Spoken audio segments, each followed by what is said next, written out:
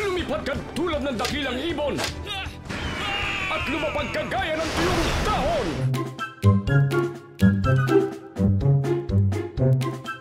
May mga bagong anime na paparating. At espesyal ang mga to. Dahil bukod sa gawang Pinoy, inspired din ang mga anime na ito sa Pinoy Sports! Speaking of bagong Kapuso Teen Heartthrob din ang mga kasama natin ngayong umaga. Good morning mga ka! Kagaya ko ba kayo na hindi pamilyar sa mga Filipino sports? Well, not anymore. Kasi ngayon, kikilalanin natin at susubukan natin ang ilang sports. Just recently, inilabas ng animation studios na Sinag ang teaser ng kanilang upcoming Filipino original TV series na Sepak Takraw. And from the name itself, hango ito sa isang sport na kilalang kilala dito sa ating bansa.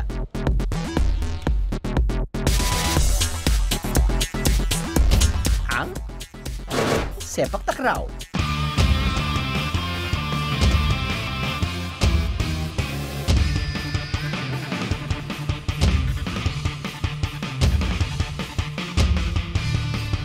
Southeast Asiang roots ng sport na to.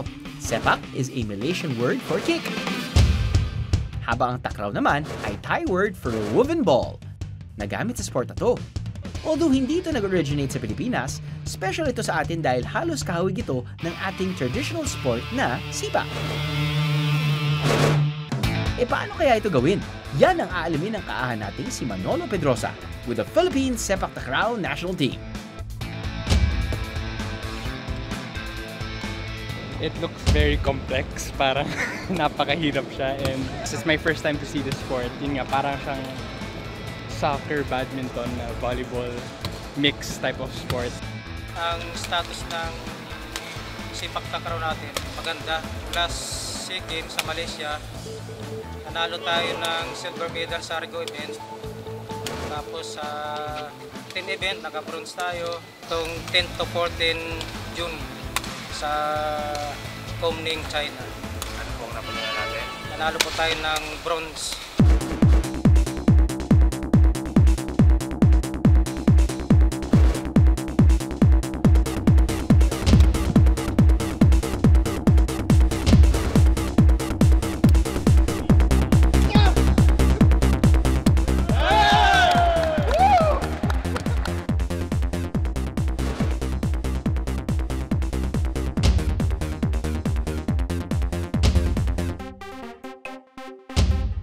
Pero pag mga beginner pa naman, more on heading, tapping lang siya. So, yan yung mga montage sa basic. Yan, kaya ko.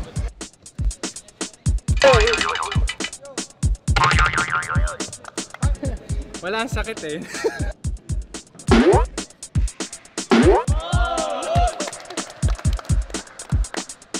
Siyempre, aside from offense, isang fundamental din ang defense. So ipapakita muna natin ang blocking.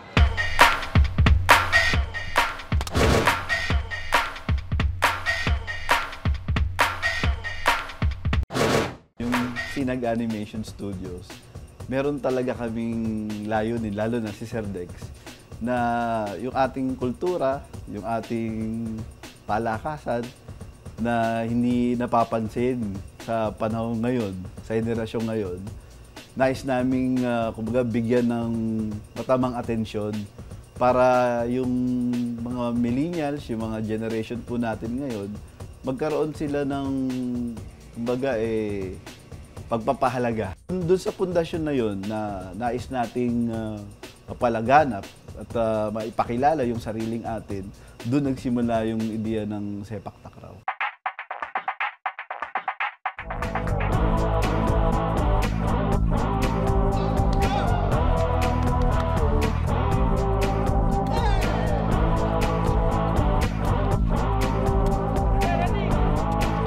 Na-confirm ko nga, napakahirap siya.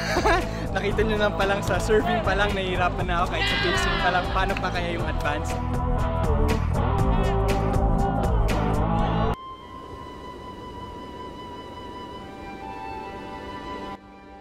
Bukod sa Sepak Takraw, isa pang animated TV series ang nauna nang gawin ng Sinag Animation Studios. Ang Kamagong. Yung Kamagong talaga, nag-start yun sa comics ni Direk Carlo J. Caparas.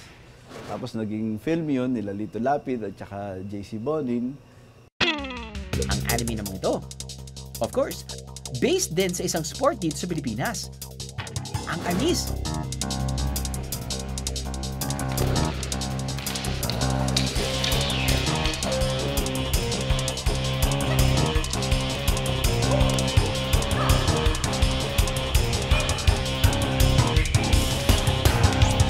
Ang Arnis ay isang indigenous Filipino martial art and sport na gumagamit ng isa o dalawang stick.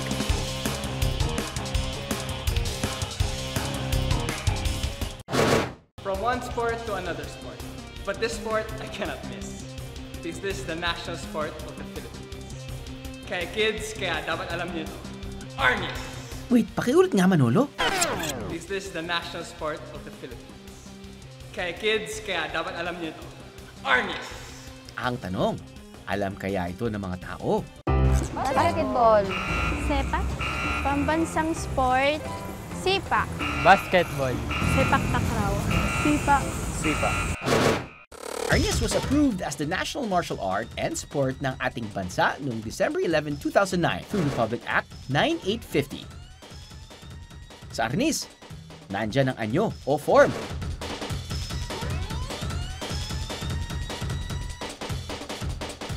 At ang laban o full combat competition.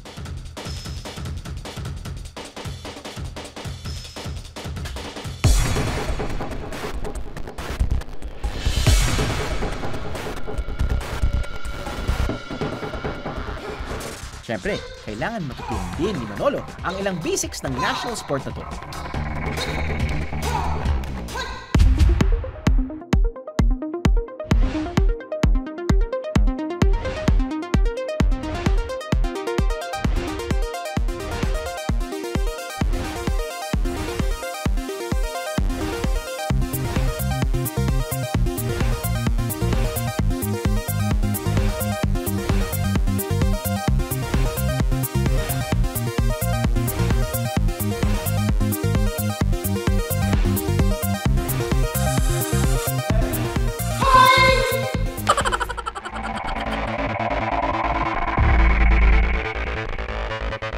Si Bagtas, yung ating, kumbaga, matatawag na bida.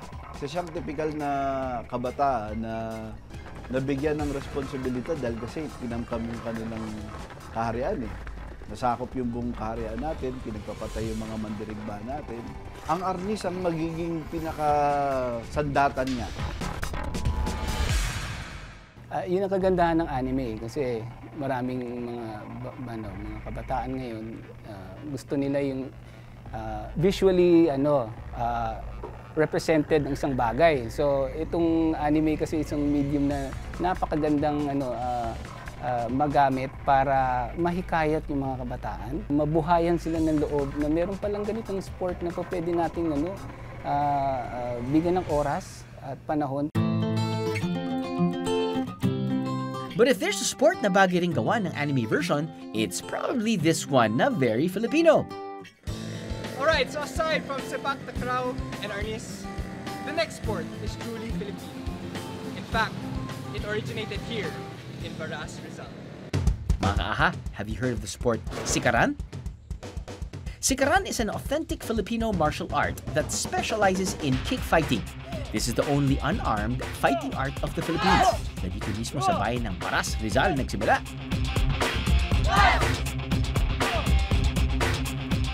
So, ang Sikaran ay pinagmulan nito ay una yung mga magsasaka na naging islaro nila ay yung pagkatapos na magsaka ng palay, naglalaro sila sa loob ng palayan, naggagawa sila ng circle at ginagamit nila itong arena na bilog. Sikaran is 90% kicking and only 10% lang ang paggamit ng ibang bahagi ng katawan.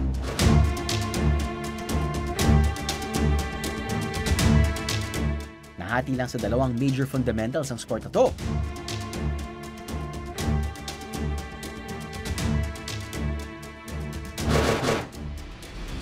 ang block o salag, at ang kicks. At ang isang may tuturing na signature kick o pinakamalakas na atake sa sikaran, ang kick na kung tawagin ay biyakid.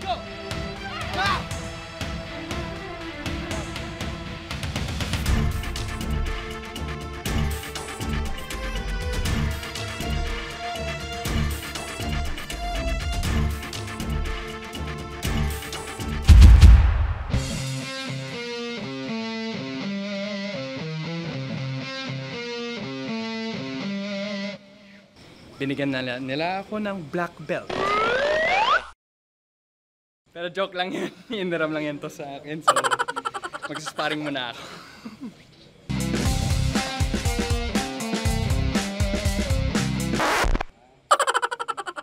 Siyempre mga ka-joke lang yun, hindi siya ang kasparing ko. Si Enzo right here, 3 years old lang siya at very well disciplined na siya sa sikaran. So, mga kids, ang sikaran ay pwede sa kahit anong edad. Marami! Kaliwat kanan!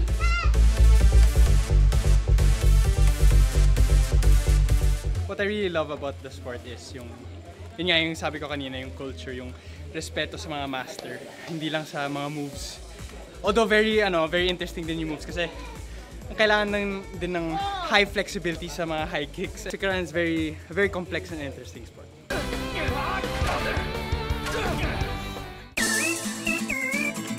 Binigyan natin ng pagkakataon na bigyan buhay uli yung mga sports natin. Yung kasi napaka-importante nun dahil lalo na ngayon sa panahon ngayon, maraming kabataan ngayon, expose sila sa social media, gadgets, and everything.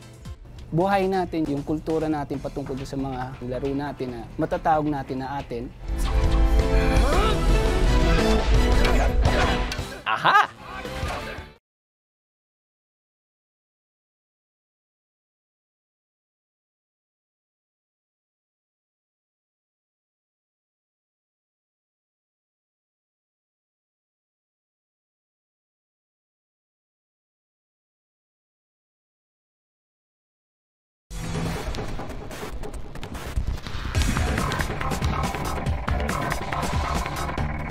Aba, mukhang may nagaganap na basketball game Pero bakit kaya sila naka-helmet at naka-roller skates?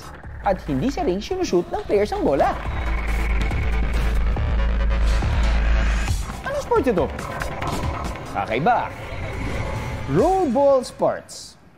Mga kaaha, narinig nyo na ba ang sports na rollball? Ako, for sure, marami sa inyong hindi pa nakakaalam ito. But no need to worry dahil papakita namin ito sa inyo. Ang rollball ay isang team sports. Ito ay combination basketball, handball, throwball, at roller skates. Nilalaro ito sa isang court. Sa rollball, ang objective ay makascore ng pinakamaraming puntos laban sa kalabang team. Sa Pilipinas, ngayong taon lang umusbong ang sports na ito. Ang pastor na si Tony Ortega ang isa sa mga nanguna sa pagpapakilala ng sports dito sa bansa. Well, the International Rollball Federation reached out to me regarding the promotion and propagation of the rollball sports in the Philippines. Yung exploratory talks started noong January 4 this year, and then after a month of negotiation, they gave the exclusive rights on February 4. Agad na sinimulan ni Tony ang pagbuo ng community. Ang una ko pong ginawa is to reach out to the roller skaters organization dito sa Pilipinas. And a lot of them are very excited about this new sport. In so short of time, nakabuo kami ng 9 men's team and 4 women's team. Yung rollball, para mapag-aralan namin dito kasi lahat kami baguhan. We asked them to give us their rule book. Na-disseminate niyan sa lahat ng interested na mag-propagate ng rollball. As much as possible, we're practicing once a week. Kung minsan, twice a week.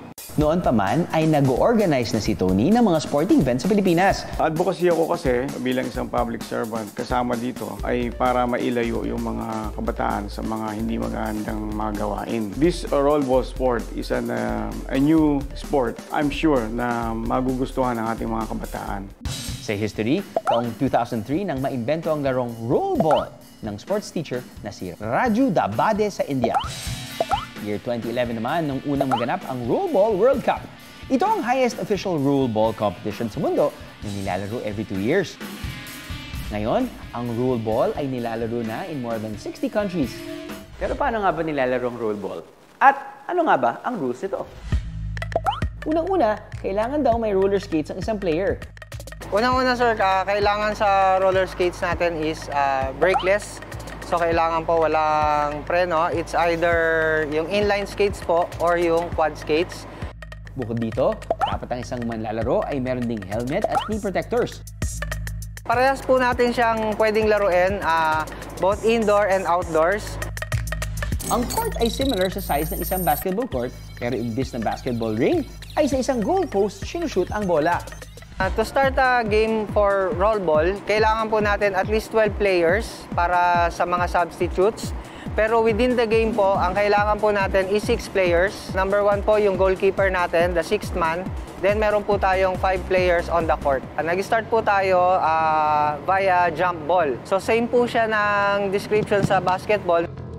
Pwedeng laruin ang roll ball with one or both hands. Sa pag-dribble, sa pagpasa, at pag-shoot nito sa goalpost, ilan sa skills na kailangan sa paglalaro ng game na ito. Mahalagang skill din sa roll ball ang pag-control ng roller skates. Ang paglalaro ng roll ball, more on footworks. So, ang skates po natin, nakafocus po tayo sa pag-balance, maintain ng speed without using any kind of brakes. Tulad ng ibang laro, meron ding violations at foul sa roll ball. Ang unang violations po niyan is bawal pong hawakan yung other players. So bawal yung pagtulak. Any kind of physical contact, yun po ay violation. Sa dribbling naman po, meron po tayong 3 seconds violations para sa dribbling. Once na hinawakan nyo na yung bola, it's either ipasa nyo na or itira nyo na sa goal ng kalaban or i-dribble nyo po ulit within 3 seconds. Okay, naiipon yung penalties dahil sa mga iba't ibang violation.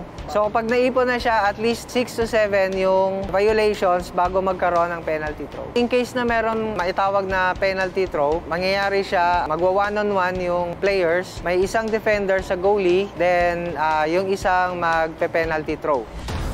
Matapos ang allotted time sa paglalaro, ang team na may pinakamaraming puntos ang mananalo. In case na at the end of the game, there will be a tie or draw, magkakaroon po tayo ng extension ng game for 10 minutes for a tiebreaker. Sa Pilipinas, ang Philippine Rollerball Association ay meron iilang players pa lamang. Isa rito si Mary Jane Sakay, isang guro at single mom na may 2 kids. Noong una, ang goal lang daw ni Mary Jane ay makabonding ang kanyang mga anak sa pagro-roller skates. Kaya naman para sa kanya, nagkaroon ng bagong purpose ang roller skating nang makasali siya sa rollball. Nung nalaman ko na yung rollball, parang mas nagkaroon ng purpose yung pag-roller skating ko. Nagkaroon siya ng discipline dahil nga ito ay may part ng basketball saka may part din ng roller skating. Nung nalaman nila na kasama ko sa rollball, tuwan-tuwa sila. Pero hindi raw naging madali ang pagpasok niya sa sports na ito. Itong rollball, nung una nahihirapan talaga ako. Mahirap talagang i-juggle lahat ng schedule, especially when you are a single mother. Ang trabaho ko pa is teaching. Malaking tulong para kay Mary Jane ang support na ibinibigay ng kanyang mga anak. Natutuwa ako kasi all the way support talaga sila yung mga bata kahit 3 lang kami. Kahit minsan na nahihirapan na ako na matutunan, ina-encourage pa rin nila ako na kaya mo yan mama, kaya mo yan, huwag kang susuko. Mary Jane, dahil kahanga-hanga ang kagustuhan mong maglaro ng rollball, may regalo kami sa iyo. Nagulat ako. Ay, thank you po. Ang dami. Hala. Thank you so much po. Thank you po. Maraming salamat po sa lahat ng bumubuo ng AHA. And of course, gagamitin ko ito for rollball. Excited na ako na makipag-compete gamit ito.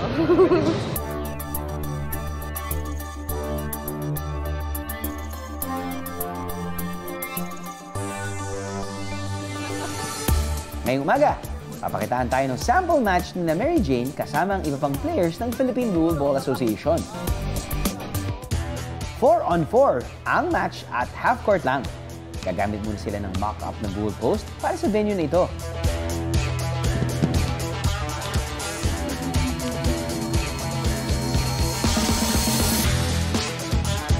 malaking adjustment to kahit anong sport ka galing. Kahit na mahusay ka sa skating, mag-adjust ka sa basketball. Kung mahusay ka sa basketball, mag-adjust ka sa skating.